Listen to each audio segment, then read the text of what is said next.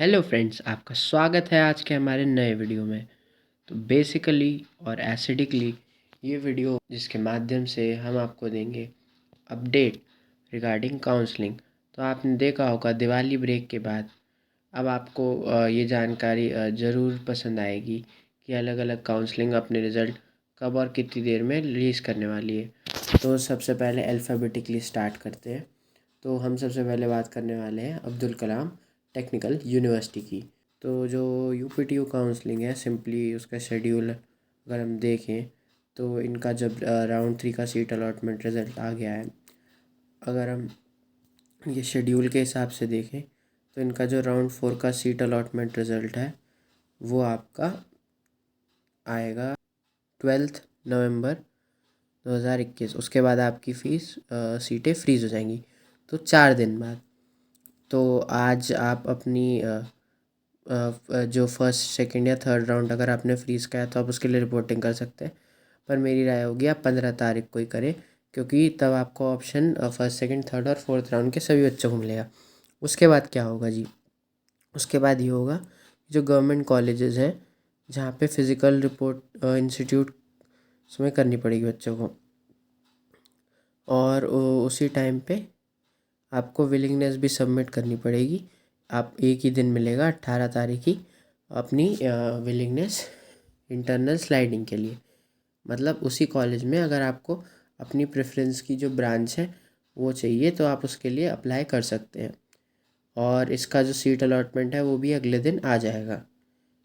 और seat vacancy for special round भी 19 को अनाउंस होगी, और फ्रेश कैंडिडेट्स के लिए भी प्रोसेस 19 को ही होगा।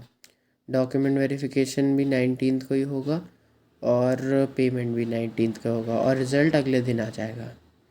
और अगर तब भी सीट बची रहती है तो फर्दर राउंड ऐसे ही चलते रहेंगे।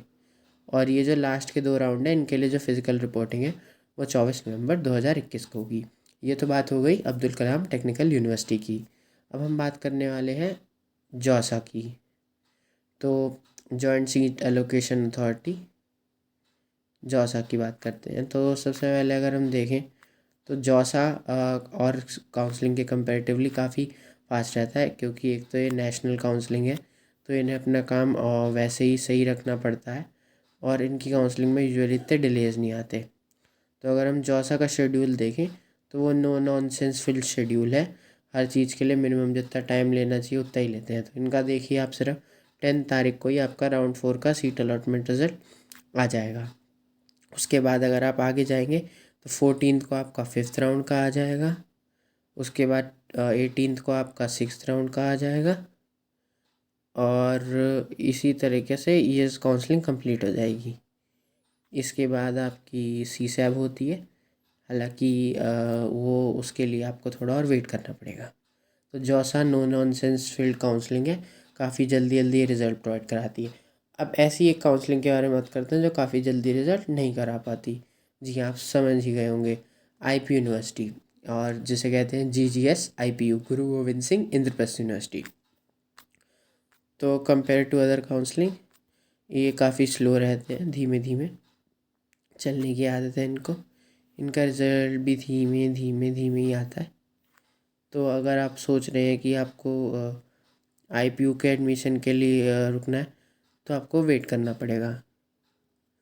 तो अगर आप इनका शेड्यूल देखें तो इनका जो शेड्यूल है वो आपका कुछ इस तरह से है। 16 तारीख को इनका राउंड 3 का सीट अलॉटमेंट रिजल्ट होगा, और राउंड 3 के सीट अलॉटमेंट में ही इनकी रैंक ड्रास्टिकली डिक्रीज़ होती है। तो अगर आप सोच रहे हैं कि आपको कोई कॉलेज अलॉट नहीं हुआ है और होने के भी चांस नहीं है तो ऐसा ना सोचें, क्योंकि जौसा कि कंपैरेटिवली अगर आप आईपीयू को देखेंगे तो तीसरे राउंड में इनकी कट ऑफ इतनी नीचे आ जाती है कि जो बच्चे सोचते हैं कि उन्हें इसके कॉलेजेस में एंट्री भी नहीं मिलेगी, उनसे हायर 1-1, 2-2 लाख रैंक वाले बच्चों को भी ये ले लेते हैं। फॉर एग्ज़ाम्पल जीटीबीआईटी और एचएमआर काफ़ी अच्छे एग्जाम्पल्स हैं इसके। किसी नए कैंडिडेट को कल से ले के 11 तक का टाइम दे रहे हैं, और जिन्होंने बिल्कुल भी नहीं भरा है उन्हें भी पार्टिसिपेट करने का टाइम दे रहे हैं। और 13 से 15 तक आप चॉइस फाइलिंग फिर चेंज कर सकते हैं। उसके बाद इनका रिज़ल्ट डिक्लेयर होगा, उससे 21 तक को वेट करना है। और 21 के बाद 22 को उस 21 में ही आपको स्लाइडिंग राउंड में पार्टिसिपेट करना है।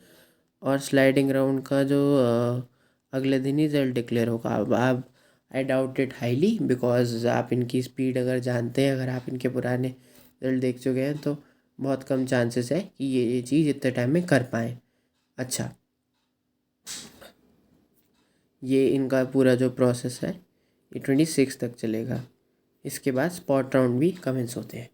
अच्छा, ये तो बात हो गई इन कॉलेजेस की। अब एक ऐसे कॉलेज की बात करते हैं जो बहुत ही तेज़ तर्रार, चुस्त और दुरुस्त है, और जिसकी काउंसलिंग का रिज़ल्ट एक दिन पहले ही आ जाता है। जी हाँ, हमारी देश में fastest, Madan Mohan Malaviya university of technology Gorakhpur.